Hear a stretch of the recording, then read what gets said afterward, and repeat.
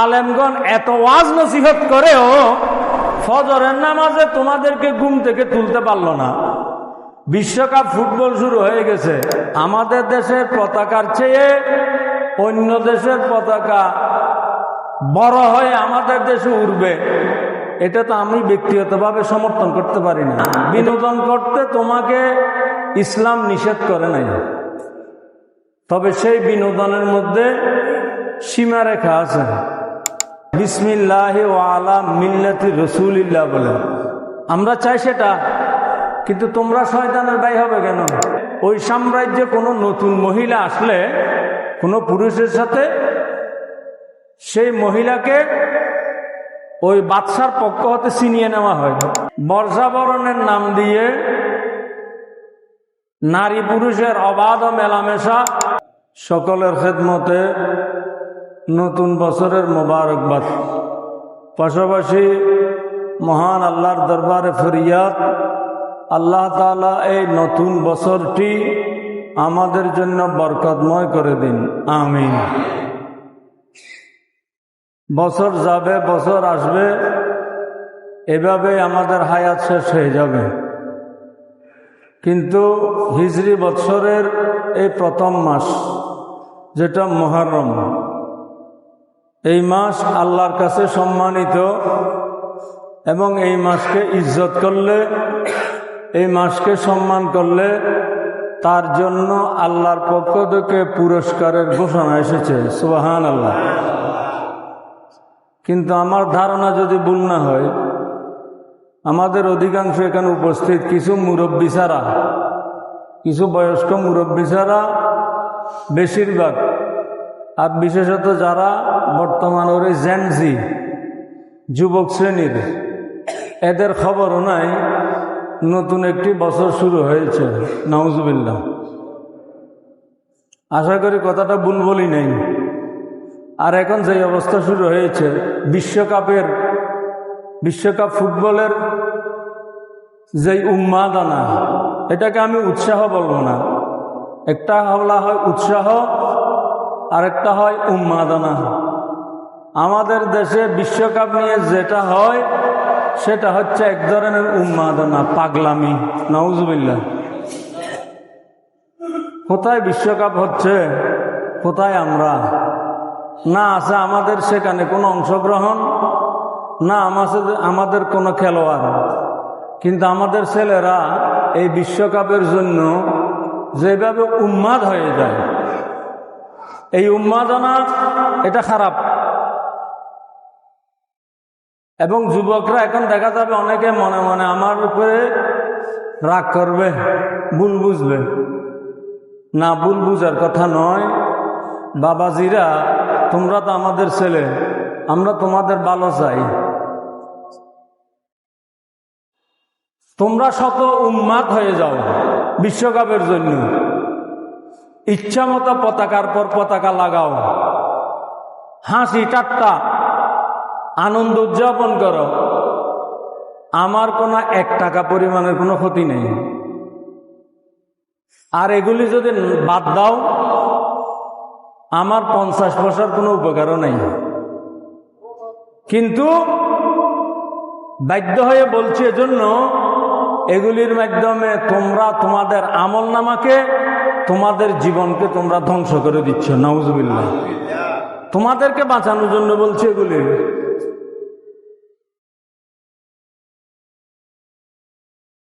আমাদের দেশের পতাকা আছে, আমি জানি না এই আমাদের দেশের পতাকার আইনে কি বলে। পতাকার একটা নির্দিষ্ট মাপ আছে, পরিমাপ আছে, অনুপাত আছে। দৈর্ঘ্য এতটুকু হবে, প্রস্থ এতটুকু হবে। এর বাইরে গেলে সেটা পতাকা রীতির বিরুদ্ধ হয়ে যায়, পতাকা আইনের লঙ্ঘন হয়ে যায়। তাহলে আমাদের দেশের পতাকার যখন একটা নির্দিষ্ট পরিমাপ আছে, সেখানে আমাদের দেশের পতাকার চেয়ে শত শত গুণ বড়, শত শত মিটার, শত শত মিটার নয়, আমি তো কয়েক জায়গায় দেখি কয়েক কিলোমিটার অন্য দেশের পতাকা আমাদের দেশের মধ্যে শোভা পাচ্ছে। কিন্তু এটা হবে কেন? আমাদের দেশের পতাকার চেয়ে অন্য দেশের পতাকা বড় হয়ে আমাদের দেশে উঠবে, এটা তো আমি ব্যক্তিগতভাবে সমর্থন করতে পারি না। এটা কেন হবে? এখন যদি বলে এগুলি ছেলেরা আনন্দ করে করে, ছেলেরা আনন্দ করার জন্য কি আর কিছু নেই? এখানে এই আনন্দের মধ্যে না আছে দুনিয়ার কোনো ফায়দা, না আছে আখিরাতের কোনো ফায়দা। এই যে শত শত মিটার, কয়েক মাইল দীর্ঘ এতে পতাকা টাঙ্গানি দেওয়া হচ্ছে, কয়েক হাজার টাকা খরচ হয়ে যাচ্ছে। আমাদের সামনে মনে করেন সোহাদায়ে কারবালার মাহফিল আসছে, ঈদে মিলাদুন্নবীর মাহফিল আসবে। এই আমাদের ছেলেরা 200 টাকা 500 টাকা চাঁদা দেওয়ার জন্য এই মাহফিলগুলিতে তাদেরকে কত অনুনয় করতে হবে, আবদার করতে হবে, কত চেষ্টা করতে হবে।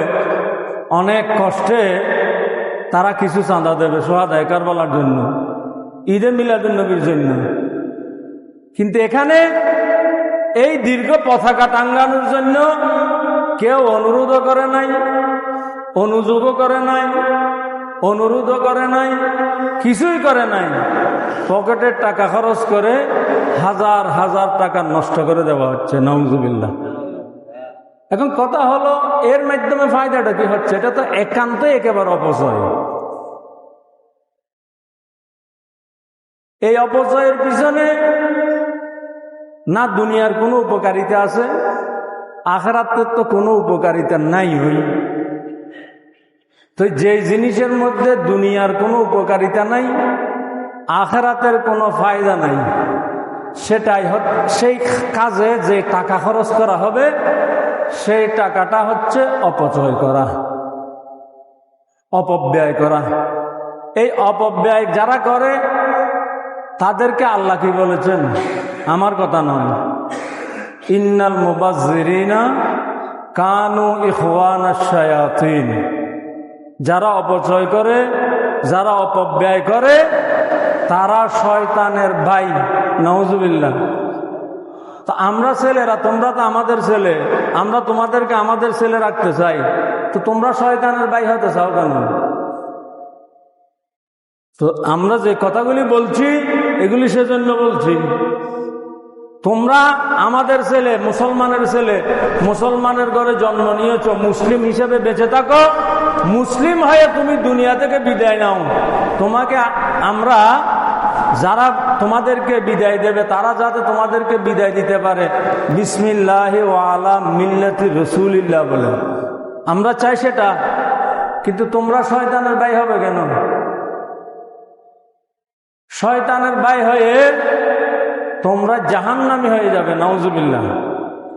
কারণ শয়তানের ভাই হলে সে কি আর জান্নাতি হবে নাকি? শয়তান তো মালউন। আর পাশাপাশি এই যে অপচয় হচ্ছে, আর বিভিন্ন দেশের বিভিন্ন খেলোয়াড়দের প্রতি যেই প্রীতি, যে মোহাব্বত, এটাও একটা গুনাহের কাজ। বিভিন্ন দেশের যে খেলোয়াড়, এই খেলোয়াড়দের মধ্যে বেশিরভাগ হচ্ছে ইহুদি, খ্রিস্টান। কিছু মুসলিম আছে, কিছু খেলোয়াড় মুসলিম খেলোয়াড় হলেও নামে মুসলিম মাত্র, শুধু নামটাই মুসলিম। মুসলিম বলতে তার না আকীদার মধ্যে, ঈমানের মধ্যে, আমলের মধ্যে না কি আছে, নামটাই শুধু মুসলিম। এখন এই অমুসলিম খেলোয়াড়দের প্রতি যে প্রীতি, প্রেম, ভালোবাসা, এগুলি হচ্ছে প্রত্যেকটাই গুনাহের কাজ, নাউজুবিল্লাহ। কেমন গুনাহের কাজ? হাদিস শরীফে এসেছে, আনতা মা মান আহবাবতা, কিয়ামতের ময়দানে তোমার হাসর হবে তার সাথে। কার সাথে? মান আহবাবতা, তুমি যাকে মহব্বত করতে। এখন দুনিয়ায় থাকতে তুমি ওই খেলোয়াড়কে মহব্বত করো, এই খেলোয়াড়ের জার্সি পরো, সেই খেলোয়াড় কিভাবে চুল রেখেছে তুমি সেইভাবে চুল রাখো, তাহলে সেই খেলোয়াড়কে তুমি মহব্বত করো। কিয়ামতের ময়দানে তোমার হাসর হবে সেই খেলোয়াড়ের সাথে, নাউজুবিল্লাহ। আমরা তো তোমাদের ভালো চাই, খেলোয়াড়ের সাথে তোমার বন্ধুত্ব রাখারও দরকার নাই। হাসরের ময়দানে এই খেলোয়াড়ের সাথে তোমার হাসর হয়ে তুমি জাহান্নামে হয়ে যাও, এটাও আমরা চাই না। আমরা চাই তুমি আউলিয়া ইকরামকে মহব্বত করো, কিয়ামতের ময়দানে তুমি আউলিয়া ইকরামের সাথে থাকো, কিয়ামতের ময়দানে ওলিদের সুপারিশ নিয়ে তুমি জান্নাতি হয়ে যাও। সুবহানাল্লাহ। এই জন্য বলছি, এখন এই জন্য এই বলার কারণে যদি আমার উপরে রাগ করো, ভুল বুঝো, তাহলে আর বলার কিছুই নেই। কারণ এটা আমার অভিভাবক হিসেবে আমি মনে করি এটা জানিয়ে দেওয়া আমার দায়িত্ব। বাল্লিগু আন্নি ওয়ালাউ আয়া, আমার রাসূল বলেছেন আমার পক্ষ হতে অন্তত একটি আয়াত হলেও কি করো, মানুষের কাছে পৌঁছিয়ে দাও। সুবহানাল্লাহ। তো যেটা পৌঁছিয়ে দেওয়ার যতটুকু সম্ভব, সবগুলি কি পারছি, যতটুকু সম্ভব পৌঁছিয়ে দেওয়ার চেষ্টা করছি। ওয়ামা আলাইনা ইল্লাল বালাগ, পৌঁছিয়ে দেওয়া আমার দায়িত্ব, মানা না মানা তোমাদের দায়িত্ব।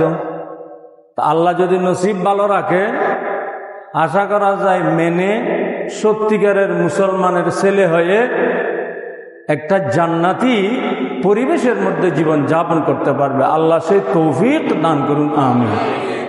এখন কথা আসে অনেক সময়, আমাদের ছেলেরা বলবে তাহলে হুজুর এভাবে যদি একেবারে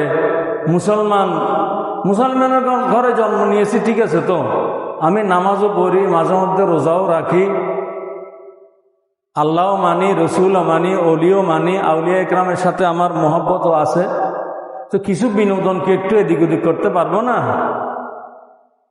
হ্যাঁ, বিনোদন করতে তোমাকে ইসলাম নিষেধ করে নাই, তবে সেই বিনোদনের মধ্যে সীমারেখা আছে, সেই বিনোদনের মধ্যে শালীনতা আছে, সেই বিনোদনের মধ্যে শৃঙ্খলা আছে। উচ্ছৃঙ্খল বিনোদনের সুযোগ আমাদের দিনের মধ্যে নেই। সহজ কথা হচ্ছে, আমরা যারা ঈমানদার, আল্লাহ আমাদেরকে ঈমান দান করেছেন, আমাদের জন্য দুনিয়াটাই হচ্ছে একটা জেলখানা। এটা আমার কথা নয়, আমার রসুলের কথা। আর দুনিয়া সিজনুল মুমিন, দুনিয়া হচ্ছে ঈমানদার মুসলমানের জন্য জেলখানা। ওয়া জান্নাতুন লিল কাফের, আর কাফের মুশরিক বেদিনদের জন্য হচ্ছে বাগান দুনিয়াটা। তো সেটার অর্থ কি? একজন ঈমানদার দুনিয়ায় জেলখানার মতো থাকবে। জেলখানা যেমন বিধিনিষেধ থাকে, যে কোনো সময় বের হতে পারবে না, যা ইচ্ছা তা করতে পারবে না, যখন ইচ্ছা সেই কাজ করতে পারবে না, যখন ইচ্ছা যা খাবার সেটা খেতে পারবে না, একটা বিধিনিষেধের আওতার মধ্যে থাকবে, জেলখানার মধ্যে। ঠিক ঈমানদার মুসলমান দুনিয়ায় থাকবে জেলখানার মধ্যে, অর্থাৎ এখানে আমাদের বিধিনিষেধ আছে, ইচ্ছা মতো যা ইচ্ছা তা খেতে পারবো না। আল্লাহ এবং আল্লাহ রসুল যা হালাল করেছেন সেগুলি খাবো, যা হারাম করেছেন সেগুলি বাদ। আল্লাহ আল্লাহ রসুল যা করতে বলেছেন তা করতে পারবো, যা করতে মানা করেছেন সেগুলি বাদ। আল্লাহ আল্লাহ রসুল যতটুকু অনুমতি দিয়েছেন ততটুকু করতে পারবো, যতটুকুর মধ্যে আল্লাহ এবং আল্লাহ রসুল বিধিনিষেধ দিয়েছেন সেগুলি বাদ। এই অর্থে আমরা দুনিয়ায় আছি জেলখানায়। আর কাফেররা, তাদের কোনো বিধিনিষেধ নাই, ইচ্ছা মতো যা ইচ্ছা তা করবে। তারা খেলবে, ফুর্তি করবে, আনন্দ করবে, উচ্ছৃঙ্খলতা করবে, যা ইচ্ছা সভ্যতার নাম দিয়ে, সংস্কৃতির নাম দিয়ে যা ইচ্ছা তা করতে পারবে। কিন্তু তাদের পাকড়াও হবে এক সময়। আমরা এখানে জেলখানায় থাকবো, ইচ্ছা মতো জীবনযাপন করব না। আল্লাহ এবং আল্লাহ রসুল যেভাবে হুকুম দিয়েছেন সেভাবে আমরা চলব। কিন্তু এর পরের যে জীবন আমাদের আসবে ইনশাআল্লাহ, সেই জীবন আমাদের জন্য ফুল বাগিচা হয়ে যাবে। সুবহানাল্লাহ। সেটা আমাদের জন্য জান্নাত। এখানে যদি কি থাকে, অন্তত হাতে পায়ে বেরি পরে থাকে, বেরি অর্থ বিধিনিষেধের মধ্যে থাকি। অন্তত এই দুনিয়ায় যদি বিধিনিষেধের আওতায় থাকি, দুনিয়ার পরবর্তী যে জীবন, সেই জীবন আমাদের জন্য অনাদি অনন্তকালের সুখময় আনন্দময় হয়ে যাবে। সুবহানাল্লাহ। আর কাফেররা এখানে আছে বাগানের মধ্যে, বাগানে যেমন ইচ্ছাকৃত যে কোনো ফলমূল যার ইচ্ছা মতো সে খেতে পারবে, কাফেররা আছে এখানে সেভাবে দুনিয়ায় ইচ্ছা মতো যে কোনো কাজ তারা করতে পারবে, করতে থাকুক করতে থাকুক, আল্লাহ অবকাশ দিয়েছেন। কিন্তু এর পরের যে জীবন, ইন্না বাতশা রাব্বিকা লাশাদীদ, আল্লাহর পাকড়াও কিন্তু বড় শক্ত হবে। সেখানে অনাদি অনন্তকাল তারা আল্লাহর আযাবের মধ্যে নিপতিত হবে। নাউজুবিল্লাহ। তা এখন তুমি বুঝে নাও তুমি কোন রাস্তায় যাবে। দুনিয়ায় 50, 60, 70, 80 বছরের জীবন, এটা কি খুব আরাম আয়েসে ইচ্ছা মতো জীবন যাপন করবে, অনাদি অনন্তকাল শাস্তি ভোগ করবে, নাকি এই 50, 60, 70 বছরের জীবনকে একটু নিয়ন্ত্রণ করে আল্লাহ এবং আল্লাহর হুকুমের মধ্যে থেকে অনাদি অনন্তকালের পুরস্কার লাভ করবে। সুবহানাল্লাহ। সেই পুরস্কার লাভের জন্য তোমাদেরকে বলছি, বাবারা, তোমাদের কোনো ক্ষতি করার জন্য নয়, আনন্দ করো। আনন্দ করার মধ্যেও একটা সীমারেখা আছে। তো সেই দিন পত্রিকায় দেখলাম বর্ষাবরণ, বর্ষার আগমন, বর্ষাকে তারা বরণ করতে হচ্ছে। ভালো কথা, বর্ষাকে বরণ করছে। তো বর্ষাকে যদি বরণ করে, আল্লাহ তুমি বর্ষা দিয়েছো, এজন্য তোমার শুকরিয়া আদায় করছি। কারণ বর্ষার মাধ্যমে, বৃষ্টির মাধ্যমে সবজি উৎপন্ন হয়, ফলমূল উৎপন্ন হয়। তো আল্লাহ তাআলা বর্ষা দিয়েছেন, এই জন্য যদি আল্লাহর শুকরিয়া আদায় করে বর্ষাকে বরণ করা হয়, সেটা ভালো। কারণ এটা আল্লাহর একটা নিয়ামত, বর্ষা বৃষ্টিও। কিন্তু সেখানে যদি বর্ষা বরণের নাম দিয়ে নারী পুরুষের অবাধ মেলামেশা, নর্তন কুর্দন, গুনাহের কাজ এগুলি করা হয়, তখন সেটা হয়ে যাবে একটা গুনাহের কাজ। নাউজুবিল্লাহ। হচ্ছে আমাদের দেশে মুহররম মাস এসেছে, আমাদের ছেলে মেয়েদের খবর নাই মুহররম মাস কখন শুরু হচ্ছে, বছর কখন শেষ হচ্ছে। কিন্তু পহেলা বৈশাখ হলে কিন্তু এখন ছেলেরা কয়েকদিন আগে থেকে এটা প্রস্তুতি শুরু করে দিত, বিভিন্ন আলপনা করত, বাঘ ভাল্লুক, হুতুম পেঁচা, হনুমানের মুখোশ তৈরি করত, সেগুলি তৈরি করে পহেলা বৈশাখ উদযাপন করত। আল্লাহ তাদেরকে বানিয়েছে লাকাদ খালাকনাল ইনসানা ফি আহসানি তাকওয়িম। আল্লাহ বলেছেন, আমি মানুষকে সর্ব উৎকৃষ্ট অবয়ব দিয়ে সৃষ্টি করেছি। সুবহানাল্লাহ। আল্লাহ মানুষকে আশরাফুল মখলুকাত, সৃষ্টির মধ্যে শ্রেষ্ঠ সৃষ্টি এবং সুন্দর অবয়ব দিয়ে সৃষ্টি করেছেন। সে এই সৃষ্টির মধ্যে খুশি নাই। সে মুখোশ পরেছে বাঘের, সে মুখোশ পরেছে হুতুম পেঁচার, সে মুখোশ পরেছে হনুমানের। নাউজুবিল্লাহ। এগুলি মানে কি? এভাবে তো বর্ষবরণ করার প্রয়োজন ছিল না, এটা তো গুনাহের কাজ। নারী পুরুষ ছেলে মেয়ে একসাথে মিলিতভাবে নর্তন কীর্তন করবে, নাচানাচি করবে, এটা প্রত্যেকটি গুনাহের কাজ। এখন যদি বলেন তাহলে কি আমরা বিনোদন করব না? আমি এটাই বলছি, বিনোদন অবশ্যই করবে। মুহররম মাস আসছে, মুহররম মাসের হিজরি নববর্ষের আগমনে একটা অনুষ্ঠানের আয়োজন করো, সেখানে নাত মাহফিলের আয়োজন করো, সেখানে কোরআন তেলাওয়াতের মাহফিলের আয়োজন করো, কয়েকজন কারিকে নিয়ে আসবে, কারি সাহেবগণ কোরআনের তেলাওয়াত করবে, কারি সাহেবরা তেলাওয়াত করবে, জনগণ সেই তেলাওয়াত শুনবে। তেলাওয়াত কারির যে সওয়াব, তেলাওয়াত যারা শুনবে তারারও সমান স্বভাব। তাহলে এখানে কি হলো, নতুন বৎসরের আগমন উপলক্ষে একটা অনুষ্ঠানের আয়োজন করলে ওই বিনোদনের মধ্যে এখন কোরআন তেলাওয়াত হলো, তেলাওয়াতের মাধ্যমে তেলাওয়াতকারীও স্বভাব পেল, আমরা যারা শুনলাম প্রত্যেকে স্বভাবের অধিকারী হয়ে গেল। সুবহানাল্লাহ।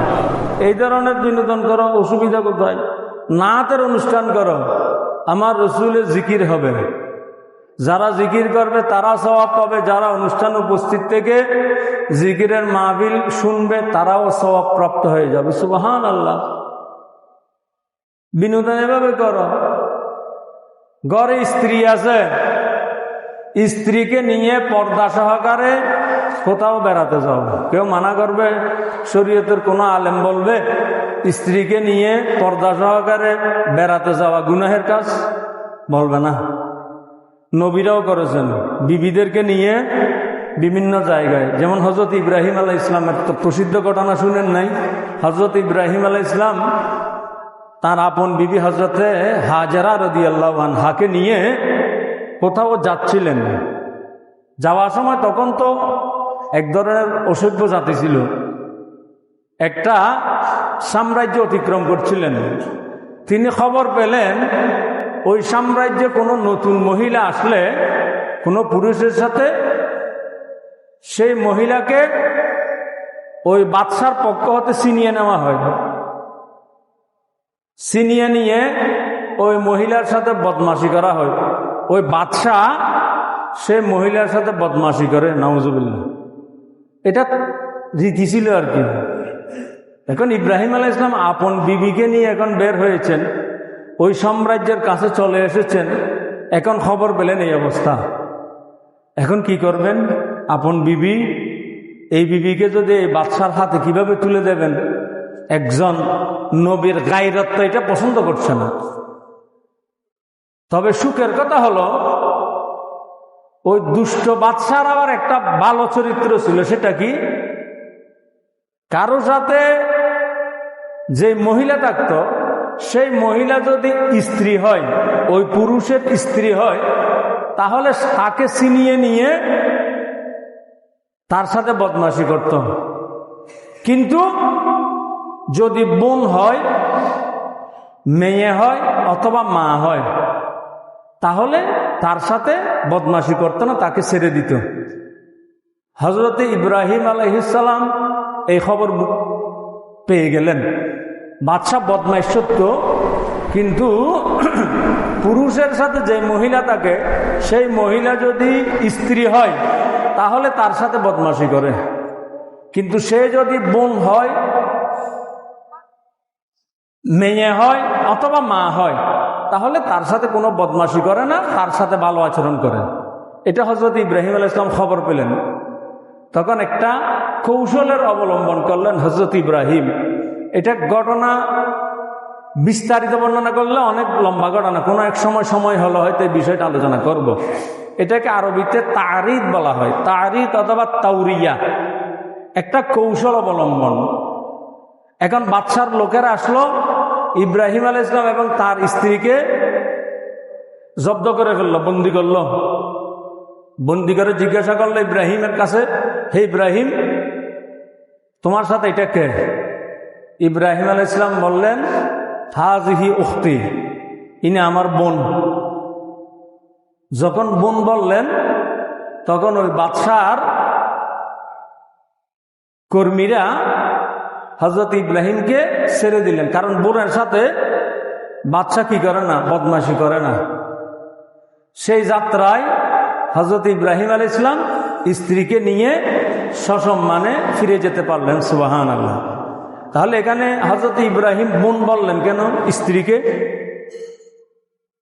এই জন্য কোন জালেম, আলেম নামের কিছু জালেম ইব্রাহিম আলাইহিস সালামের উপর অপবাদ দেয়। কি? ইব্রাহিম আলাইহিস সালাম নাকি মিথ্যা কথা বলে অপরাধ করেছেন, এবং নবীগণও অনেক সময় মিথ্যা কথা বলে, নাউজুবিল্লাহ। কিন্তু সে বুঝে নাই, সেই বেকুব বুঝে নাই। ইব্রাহিম আলাইহিস সালাম এখানে সরাসরি মিথ্যার আশ্রয় নেন নাই। যিনি বলেছেন, যেমন আমরা বলি কি, আমরা সচরাচর একটা কথা বলি না, আমরা সবাই আদম আলাইহিস সালামের সন্তান, সেই সূত্রে আমরা সবাই ভাই ভাই বলি না? আমরা সবাই আদম আলাইহিস সালামের সন্তান হিসেবে আমরা সবাই ভাই ভাই, কিন্তু আমাদের যেটা রক্তের সম্পর্ক বাবা ছেলে সেটা অন্য হিসাব। কিন্তু আদমের সন্তান হিসেবে আমরা সবাই এক বাবার সন্তান হিসেবে সবাই ভাই ভাই ভাই বোন। তো ইব্রাহিম আলাইহিস সালাম সেদিকে ইঙ্গিত করেছেন, ইনি আমার দ্বীনি বোন, ইনিও মুসলিম আমিও মুসলমান। তো মুসলমান তো যারা ইমানদার তারা পরস্পর ভাই ভাই ভাই বোন।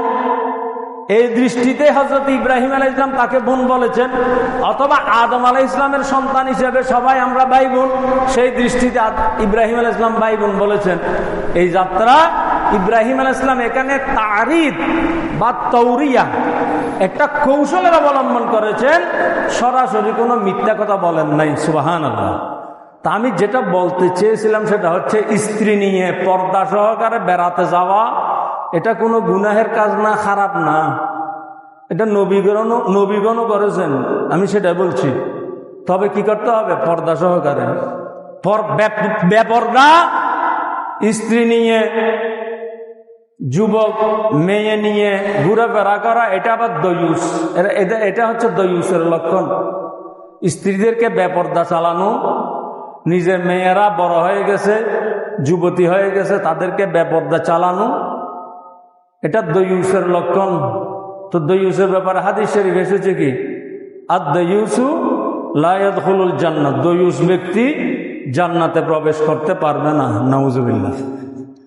তাহলে আমি যেটা বললাম, ঘরে স্ত্রী আছে, স্ত্রীকে পর্দা সহকারে পরিবার পরিজনে ছেলে মেয়ে নিয়ে আল্লাহর সৃষ্টি জগৎ দেখো। আল্লাহর সৃষ্টি জগৎ দেখে সিরু ফিল আরদি, আল্লাহ বলেছেন আল্লাহর জমিনের মধ্যে তোমরা ভ্রমণ করো। ভ্রমণ করে আল্লাহর সৃষ্টি জগৎ দেখে, আল্লাহ তুমি কত সুন্দর সৃষ্টি করেছ, এই জন্য আল্লাহর শুকরিয়া আদায় করো। সুবহানাল্লাহ। তো এই বিনোদন তো কেউ মানা করে না। এই বিনোদন গুনাহ নয়, হারামও নয়, যদিও বা এর মধ্যে কিছু গুনাহ ডুবে যায়। কেমন? অনিচ্ছাকৃত কিছু গুনাহ ডুবে যায়। যেমন স্ত্রীকে নিয়ে, পরিবার পরিজন নিয়ে কেউ সমুদ্র সৈকতে বেড়াতে গেল।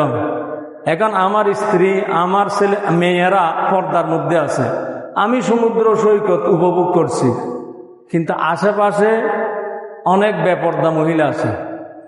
অনেক মহিলারা গোসল করতে নেমে গেছে। এখন তাদেরকে তো দেখা যাচ্ছে, এটা গুনাহ হচ্ছে, ঠিক আছে। এই যে বেপর্দা মহিলাগুলি আমি দেখতে পাচ্ছি, এটার মধ্যে গুনাহ আছে, কিন্তু এই গুনাহটা ইচ্ছাকৃত গুনাহ নয়, এটা অনিচ্ছাকৃত গুনাহ। এটা তো আমাদের শুধু সেখানে সৈকতে গেলে নয়, ঘর থেকে বের হলেই যে কোনো কাজে, এখান থেকে চট্টগ্রাম শহরে যাওয়ার পথে অন্তত এই ধরনের কয়েক শত মহিলা চোখে পড়বে। নাউজুবিল্লাহ, পড়বে না? এখন এটা যদি আমি বন্ধ করতে চাই, তাহলে আমার দুনিয়াটা কি হয়ে যাবে? অচল হয়ে যাবে। এই গুনাহটা হচ্ছে অনিচ্ছাকৃত গুনাহ। এই অনিচ্ছাকৃত গুনাহ যেগুলি হয়ে যাচ্ছে, এগুলির জন্য আল্লাহর কাছে মাফ চাইতে হবে, এবং আশা করা যায় এই ধরনের অনিচ্ছাকৃত বাধ্যতামূলক যে গুনাহগুলি হয়ে যায়, সেই গুনাহগুলি আল্লাহর কাছে তওবা করলে আল্লাহ মাফ করবেন। সুবহানাল্লাহ। সেই জন্য আমি যেটা বলেছি, আমাদের ছেলেদের জন্য তোমরা বিনোদন করতে পারো, কিন্তু সেই বিনোদনের মধ্যে আমাদের শরীয়তের একটা সীমারেখা আছে। সেই সীমারেখার মধ্যে বিনোদন করো, সেই বিনোদন কেউ মানা করবে না। আল্লাহ বুঝার তৌফিক দান করুন, আমিন। তো যে কথাটি বললাম, এই যে বিশ্বকাপ ফুটবলের যে উন্মাদনা, এই উন্মাদনার মধ্যে যে হাজার হাজার টাকা নষ্ট করছো, খরচ করে ফেলছো, সারা বছর আলেমগণ ওয়াজ করে তোমাদেরকে ফজরের নামাজের সময় ঘুম থেকে উঠাতে পারে না। কয়জনকে উঠাতে পারে? এখন জুমার নামাজ মসজিদ ভর্তি হয়ে গেছে, আলহামদুলিল্লাহ। আগামীকাল ফজরের নামাজে কয়জন হবে? আশা করি এক কাতারও পূর্ণ হবে কিনা। তাহলে এই যে সারা বছর কিন্তু ওলামায়ে কেরামের মুখ থেকে শুনে আসছো ফজরের নামাজ জামাতের সাথে আদায় করার ফজিলত, কিন্তু আলেমগণ এত ওয়াজ নসিহত করেও ফজরের নামাজে তোমাদেরকে ঘুম থেকে তুলতে পারলো না। বিশ্বকাপ ফুটবল শুরু হয়ে গেছে, রাত জেগে জেগে একদিন দুই দিন নয়, 1 মাস 1.5 মাস পর্যন্ত এই নেইমার মেসি এগুলি তোমাদেরকে ঘুম থেকে তুলে ফেলেছে। নাউজুবিল্লাহ, কি জঘন্য কথা না? চিন্তা করেছো? আমাদের আলেমরা আমাদের ছেলে মেয়েদেরকে উঠাতে পারে না ঘুম থেকে ফজরের নামাজের জন্য। ওই কোন কোন খেলোয়াড় তারা ফুটবলে লাথি মারবে, সেই লাথি মারা দেখার জন্য আমাদের ছেলেরা রাতভর নির্ঘুম অতিবাহিত করবে। নাউজুবিল্লাহ, এর মধ্যে কি ফায়দা আছে? পাশাপাশি এখন মুহররম শুরু হয়েছে। আজকে এই মুহররম মাস খুশি শুরু হয়েছে, এটা যদি একটু মনে খেয়াল রাখতে শুধু, এবং এই মুহররম মাস শুরু হয়েছে, এই মুহররম মাসকে যদি একটু তাজিম করতে, ইজ্জত করতে, তার জন্য কি নিয়ামত। একটা ছোট্ট হাদিস শরীফ বলে শেষ করছি। হযরতে ওসমান গনি রাদিয়াল্লাহু তাআলা আনহু থেকে বর্ণিত হাদিস, তিনি বলছেন, হাদিস শরীফে এসেছে, আকরিমু শাহরাল্লাহিল মুহররম, তোমরা আল্লাহর মাস মুহররম মাসকে একরাম করো, ইজ্জত করো, তাজিম করো। সুবহানাল্লাহ। তাহলে বলেছে মুহররম মাসকে আল্লাহর মাস বলেছেন, এবং বলছেন মুহররম মাসকে তোমরা আল্লাহর মাস এবং এই মুহররম মাসকে ইজ্জত করো। এই মুহররম মাসকে ইজ্জত করলে কি হবে? ফামান আকরামাহুল্লাহু বিল জান্নাহ ওয়া নাজা মিনান নার। যেই ব্যক্তি এই আল্লাহর মাস মুহররম মাসকে ইজ্জত করবে, তাজিম করবে, আল্লাহ তাআলা সেই ব্যক্তিকে জান্নাতের মাধ্যমে তাকে সম্মানিত করবেন। সুবহানাল্লাহ। ওয়া নাজা মিনান নার, তাকে জাহান্নাম থেকে মুক্তি দান করবেন। সুবহানাল্লাহ। কেমন নিয়ামত! শুধু মুহররম এসেছে, আমি খুশি হব, মুহররম মাসকে তাজিম করব, এতটুকুতে আল্লাহর পক্ষ থেকে পুরস্কার হচ্ছে আল্লাহ আমাকে জান্নাত দিয়ে সম্মানিত করবেন, জাহান্নাম থেকে মুক্তি দেবেন। সুবহানাল্লাহ। কিন্তু সেটা না করে এখন যেই শত শত মিটার পতাকা লাগাচ্ছ, নির্ঘুম রাত জেগে জেগে ফুটবল খেলা দেখছো, এর পুরস্কার কি আছে? না দুনিয়ায় আছে, না আখিরাতে আছে, বরং স্বাস্থ্যের হানি আছে। তো যেটার মধ্যে পুরস্কার আছে আমি তোমাদেরকে সেটা বলছি। এখন তোমরা যদি মানতে না চাও, সেটা নসিবে নাই। আর এই জন্য যদি তোমরা আমার উপরে রাগ করো, আমাকে ভুল বুঝো, তাহলে আমার আর বলার কিছুই নাই। আল্লাহ বুঝার তৌফিক দান করুন, আমিন।